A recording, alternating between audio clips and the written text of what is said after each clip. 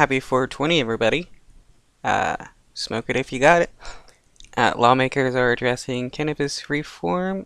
I doubt anything's gonna really happen nationally, but we can always hope that they uh, go back on these racist drug policies that they have, at least for cannabis. Today is 420, the unofficial marijuana holiday, and lawmakers on Capitol Hill are marking the day by addressing cannabis reform. They're holding the National Cannabis Policy Summit with business leaders and marijuana advocates. They're expected to cover several issues, including expungement, social equity, and paths to federal legislation. NBC News congressional correspondent Julie Sirkin joins us now with more on this. You think more Republicans would be in support of legalizing drugs, being that they're all about, fiscal conservatism and, small government and all that, and, the choice of doing a drug is that a choice, part of your freedom of liberty and freedom and stuff, but it, they don't like it because they claim it's some kind of moral issue that the government has to deal with. Julie, this event on cannabis policy really reflects the growing support for national reforms across the country and in Congress. What are we expecting from today's event?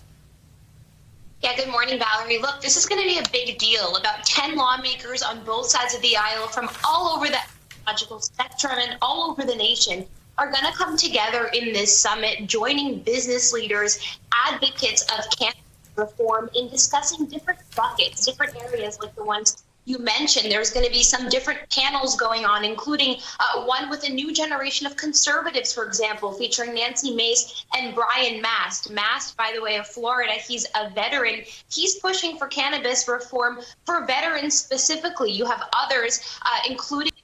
Yeah, because cannabis is great for PTSD. And what do vets have a lot of the times? PTSD.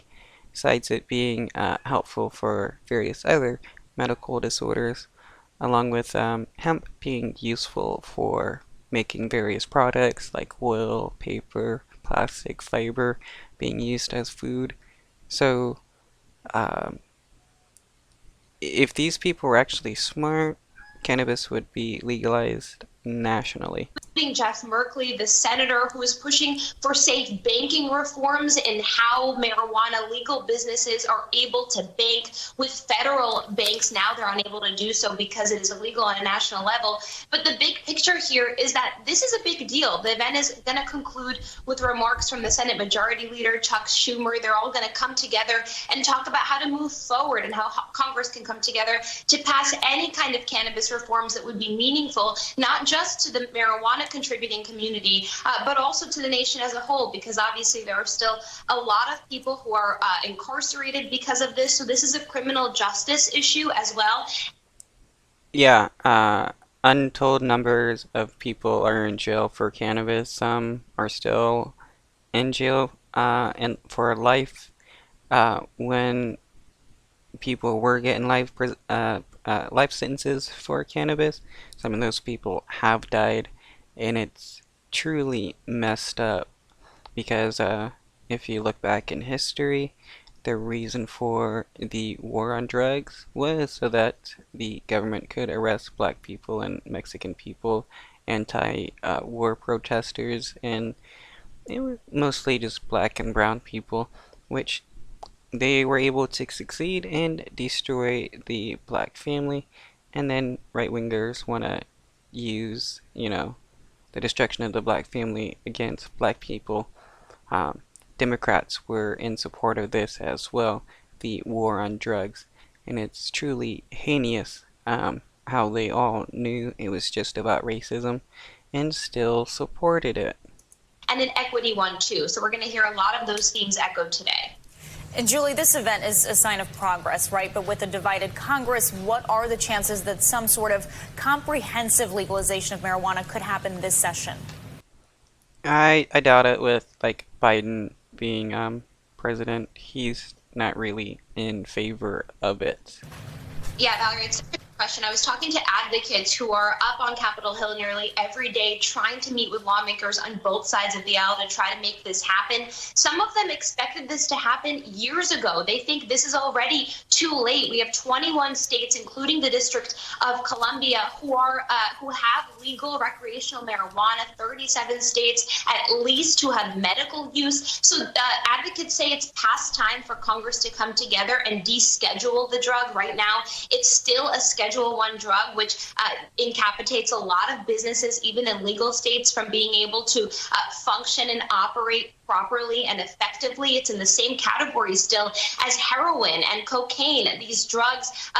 What is funny is in Tennessee you can grow pokeberry plants, which like 3 to 4 berries can kill a person.